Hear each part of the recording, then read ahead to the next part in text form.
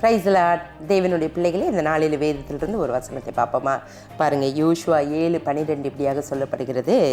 ஆதலால் இஸ்ரவேல் புத்திரர்கள் தங்கள் சத்துருக்களுக்கு முன்பாக நிற்கக்கூடாமல் முதுகை காட்டினார்கள் என்று சொல்லப்படுகிறது. ஆமாங்க, அவங்க சாபத்தீட்டான காரியங்களை எடுத்தபடினால ஆண்டவர் அவங்களோட நான் இரேன், உங்களோட இரேன் அப்படின்னு சொல்லிட்டாரு. அதனால் அவங்க எதிராளிகளுக்கு முன்பாக நிற்க முடியாத அளவுக்கு தோற்று போனார்கள்.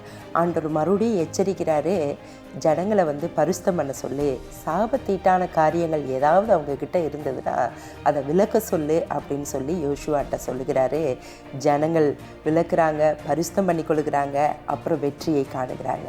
அப்படி பண்ணி ஆண்டவர் நம்மளோட இருப்பாருன்னு நீங்கள் நினச்சிங்கன்னா எந்த ஒரு தவறான காரியங்களும் அருவருப்பான காரியங்களுக்கும் உங்களை நீங்கள் இடம் கொடுக்காதபடி இந்த நாளில் உங்களை நீங்கள் பரிசுத்தம் பண்ணுங்கள். ஆண்டவர் உங்கள் நடுவில் அற்புதங்களை செய்வார். ஆமென்.